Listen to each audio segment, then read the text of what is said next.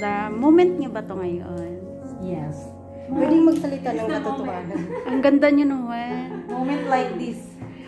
Pero ano sa pakiramdam, sa totoo lang, na sa hirap ng buhay sa Pilipinas, nagawa natin yung ganitong achievement dito, na bilang isang manggagawang Pilipino dito na minamaliit ng ilan. Ano sa pakiramdam nyo ngayon na graduate kayo sa gusto nyong kurso, or na kasi 'di ba marami pagkakataong mag-aral sa Pinas, pero bakit hindi natin ginawa doon? Bakit dito pa? Meron ba kayong isang kahit man lang dalawang two lines na message or na pwedeng ibahagi para to inspire other people? Hoy. Sige na. Ako, tanungin mo ako.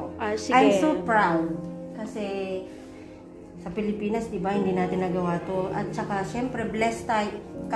Yung mga katulad ko na yung amo is tinulungan na pag-aral kami dito. Naiiyak naman ako sa'yo. So, pasalamat. Very thankful kasi yung amo namin is tinulungan kami na makapag-aral. Wow, hindi lahat. Maabot namin yung yes, pangarap namin na ganito. Tapos, syempre, ngayon na nag-graduate na, very disappointed kasi hindi naman to yung inaasahan natin, di ba, na ganito. Dahil nga sa pandemic. Dahil sa pandemya, you're right. Dahil sa pandemic, ganito, na hindi natin nakamit yung gusto nating graduation, di ba? Yun lang. Pero I'm thankful kay Lord sa amo ko. Kasi Siyempre, blessings din. Yes, you're right. Yun lang. And thank you so much for answering that questions. And dito tayo sa dalawang dilag. Ano-anong masasabi nyo bilang ikaw? Sa pamilya mo, sa sarili mo, sa journey mo dito. Nagatuga? Ako wala. Magtuga ka na. Ay, magtuga ka na. Yes. Sorry guys for the interruptions. And okay, sagutin mo na. Siyempre happy. Okay. Kasi kahit may edad na tayo is nagagawa pa rin natin mag-aaral para din sa hindi lang tayo dun sa pagiging helper. Yes, meron right. tayong gusto pang ma-achieve kahit na may edad na tayo para sa pamilya. Alam niyo ba na bilang migrant domestic worker ay isang Wonder Woman? Yes, of course. So, we are Wonder Woman. So, ang edukasyon ay hindi nakabase sa kung ilang taon ka na, kung matanda or bata, lahat may karapatang mag-aral. Tama. And anong maipapayo mo sa ibang mga kapwa natin dito na nagtatrabaho na walang ibang gawin kundi maglakwatsa lang instead na learning? Ano? To motivate them. Mas magandang Huwag niyong sayangin yung opportunity na nandito tayo, tapos habang nandito tayo. Merong nagpapaaral or pinapayagan tayo ng mga amo nating mag-aral. Hindi yung puro boyfriend dito, boyfriend doon. Tapos yung pamilya nyo nandun nag-aantay kung anong magbabago sa buhay mo. Kumbaga, aral mo na bago landing. Ang ganda ng mga payo. Grabe, yes. Natatouch ako sa inyo. Dapat ganoon. Yes, thank you so much. Yung Sunday na-update mo, ano mo kasi, yung imbis na yung bibili marami mo na ng alak, ng Yossi, pampaganda, or damit ng mga branded, just spend and like this. Mag-aral ka. Na balang araw, pag uwi mo ng Pilipinas is magagamit mo or mag-ano ka ng business or malay mo dito tulungan ka pa ng amo mo na makapasok ng trabaho na hindi ka na helper. Wow, nakaka-touch yung mga iba talaga yan, no? Kapag meron kang tanong, makukuha mo talaga yung sagot. Correct. So, now, I'm not done yet. Gusto kong kuhanan ikaw ng Last but not the least. Yes. Yeah. And proud kasi makikita ko na kayo sa YouTube. Makikita na kami. Mas sikat na ba? Okay, anong masasabi mo sa katulad natin na kasi yung iba pagtanggap ng sahod, gusto nila gala, kain sa labas, kahit saan makarating, na pwede naman nilang mag-upgrade sa sarili nila para guminhawa. Kasi hindi habang buhay na tayo ay magtatrabaho. Totoo. May pangarap din tayo, kaya nga tayo nandito, di ba? So, anong pananaw mo, lalo na sa moment mo ngayon Para na sa akin nakapagtapos? so thankful na sa kabila ng pagod, hirap, pagtitiis, once na tinignan mo talaga kung anong goal mo sa buhay at nag-start ka na step forward, then i-help mo lang yung self mo na kung kaya nila, kaya din natin, di ba?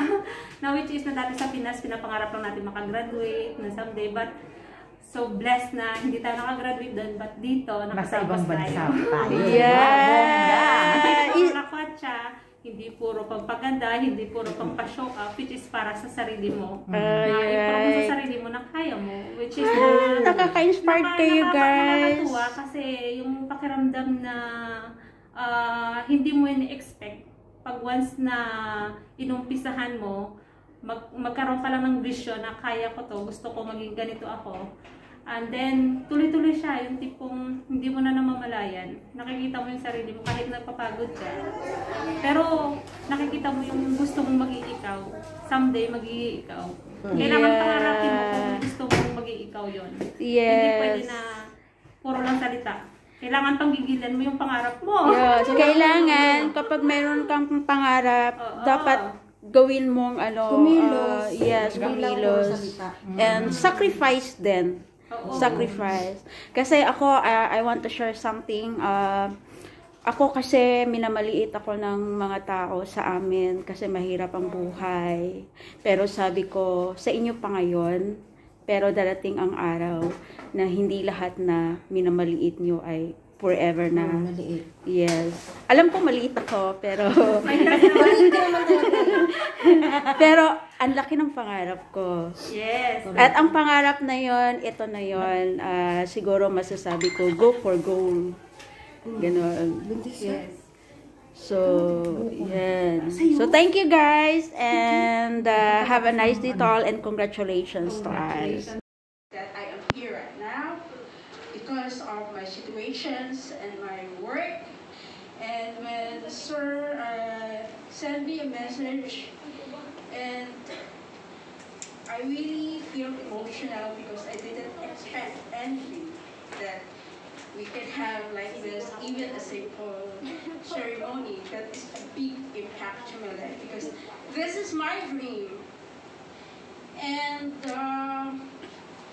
this is a chance for me to speak up, because you know, in the Philippines, how hard life is there, and we cannot afford to continue to study, because I'm the eldest child I'm the eldest one for among my siblings. So now this is for 8 years that I worked here in Singapore. Actually, I didn't think that I can do it, that I can learn something new, because when I was 7 years old, I loved to cook. But when I saw this school, I'm very proud of myself and all of you. I'm also proud because I know everyone wants a dream in the future, because we are not here forever working as a foreign domestic worker. That's why we need to sacrifice and learn something new to our lives, so that in the future, nobody knows, someday you'll be the one who's successful in the future.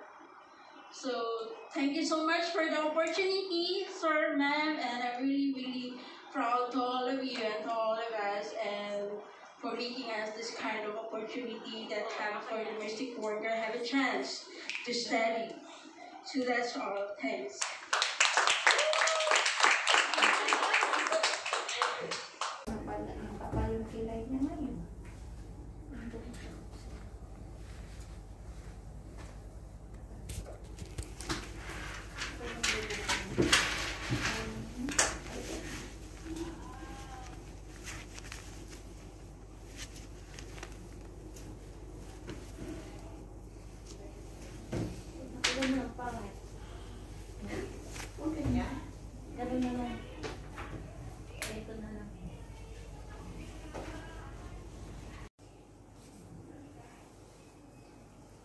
Hello guys, ito yung araw na pinakahihintay namin. Na hindi namin inaasahan. Akala namin forever nang wala na dahil sa pandemya. So, yeah, it's a blessed Saturday for all students that graduating for today. At kung bago ka pala sa aking channel, maaari lamang i-subscribe ang aking channel, Nels Vlog 07, and please click the bell button for upcoming videos. Have a nice day, everyone!